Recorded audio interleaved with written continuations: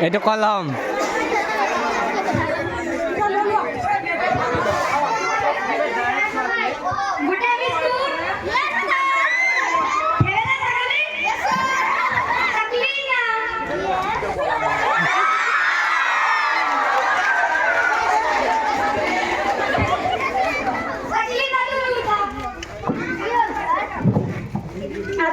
বুঝিব পাৰে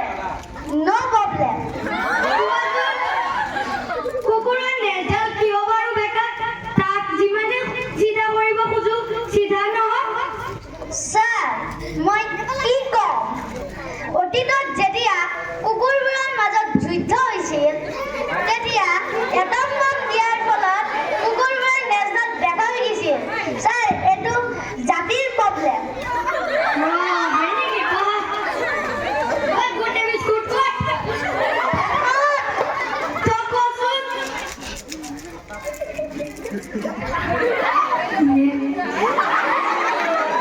কোৱা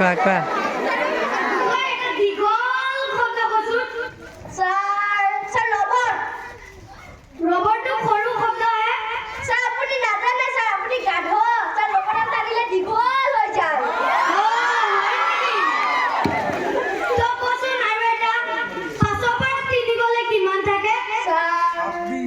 নাজানো গৰুক তই লাজ পাব লাগে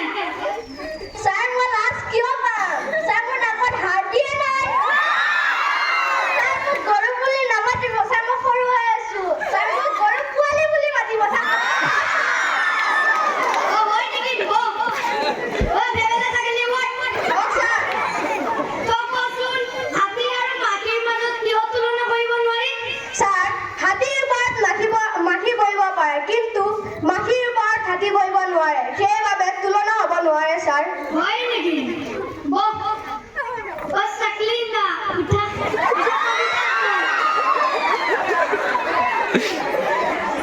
শুৱনি আমাৰ গাঁওখনত শুৱনি ল'ৰাৰে ভৰা ছাৰ বাকীখিনি মনত নাই বেলেগ এটা কোৱা তেজপুৰত তেজপাত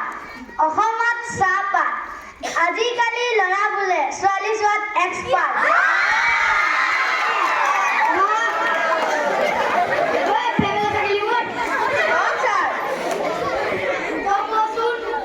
আজিকালি মানুহবোৰে কিয়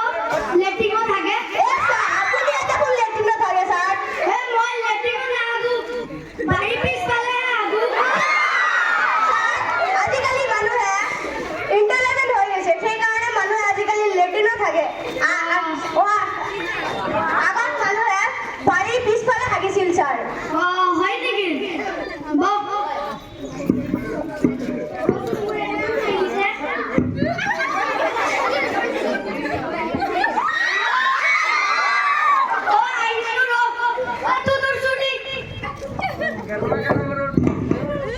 যে